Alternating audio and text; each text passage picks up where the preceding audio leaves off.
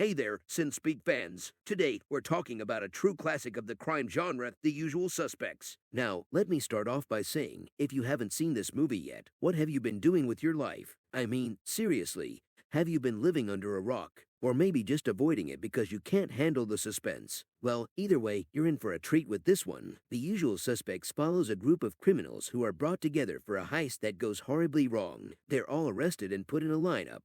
But that's just the beginning of the twists and turns this movie has in store. Now, I don't want to give too much away because half the fun of this movie is trying to piece together the clues and figure out what's really going on. But let me tell you, the ending will leave you speechless. And let's not forget the cast. Kevin Spacey, Benicio del Toro, Gabriel Byrne, Stephen Baldwin, and Kevin Pollak all deliver incredible performances. But let's be real, the real star of the show is Spacey's character, Verbal Kent. I mean, this guy can talk his way out of anything, and he's got a story for everything. It's almost like he's making it all up as he goes along. Oh, wait, he is. And that's what makes his character so fascinating to watch. But you know what else is fascinating? The fact that this movie was directed by Bryan Singer. Yeah, the same guy who went on to direct X-Men and Bohemian Rhapsody. I mean, talk about versatility. Now, I know what you're thinking, okay, Sin Speak, this all sounds great and all, but what makes this movie funny? Well, let me tell you, there's plenty of comedic moments in this movie. I mean, sure, it's a crime thriller, but that doesn't mean it can't have some humor sprinkled in. For example, there's a scene where the gang is all sitting around, discussing their next move, and they start arguing about who's the biggest badass. It's like a bunch of kids on the playground trying to one-up each other. And it's hilarious. And let's not forget about the iconic line, "Give me the keys, you fairy godmother." I mean, come on, that's just comedy gold.